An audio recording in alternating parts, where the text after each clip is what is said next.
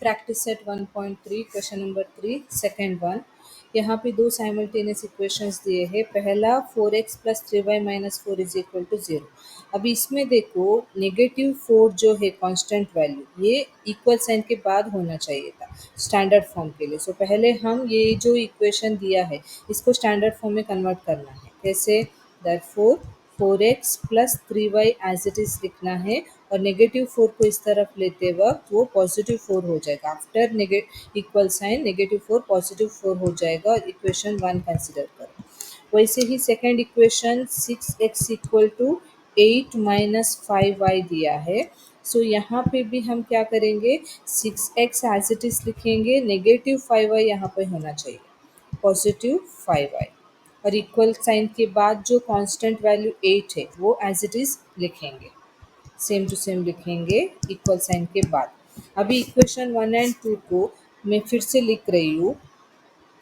4x plus 3y is equal to 4, 6x plus 5y is equal to 8।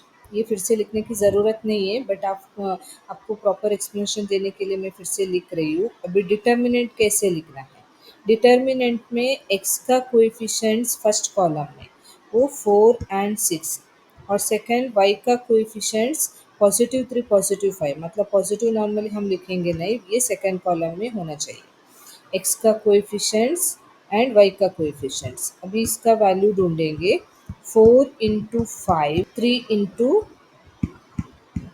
6, 4 5 ज़ा 20, 3 into 6 18। Therefore d value is 20 minus 18 2। So d का value हमें मिला। Next हम dx का value ढूंढेंगे। सो dx is equal to, अभी देखो यहाँ पे x का कोएफिशिएंट 4 एंड 6 के बदले में हम वो लिखेंगे नहीं। जो कांस्टेंट वैल्यूज़ है 4 एंड 8 वो हम x के बदले में, x का कोएफिशिएंट्स के बदले में लिखेंगे और y का coefficients 3 and 5 as it is. So याद रखो dx ढूंढते वक्त हम x का कोएफिशिएंट्स को लिखेंगे नहीं, dy ढूंढते वक्त y का कोएफिशिएंट्स को लिखेंगे नहीं। बदले में क्या लिखना है, जो कांस्टेंट वैल्यू इक्वल साइन के बाद का वैल्यूज 4 एंड 8 लिखेंगे। सो अभी कैलकुलेट करो। 4 इंटू 5 माइनस 3 इंटू 8। सो 4 5 ज़ा 20, 3 इंटू 8 24। देयरफॉर dx वैल्यू कितना, नेगेटिव 24। नेगेटिव किस लिए? क्योंकि नेगेटिव 4 कैसे, 20 का sign positive, positive and negative है तो नंबर्स को माइनस करना है और बिगर नंबर साइन डालना है, addition rule of integer. Next हम फाइंड करेंगे dy में क्या करना है, x का कोएफिशिएंट्स जो क्वेश्चन में है वो एज इट इज़ लिखना है 4 एंड 6। y का कोएफिशिएंट 3 एंड 5 के बदले में 3 एंड 5 लिखेंगे नहीं, 4 एंड 8 लिखेंगे। सो अभी कैलकुलेट करेंगे। 4 into 8 minus 4 into 6, 4 into 8 minus 4 into 6। सो यहाँ पे क्या होता है, नेक्स्ट लाइन में 32, 8 4 ज़ा 32 माइनस 6 4 ज़ा 24।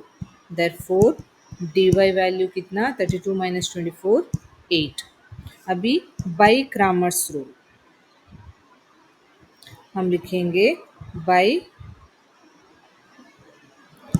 Cramer's rule, x value is dx by d। So dx value कितना, नेगेटिव 4 और d वैल्यू 2। 2 1 ज़ा 2 2 ज़ा 4।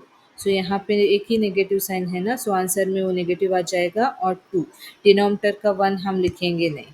y is equal to dy by D.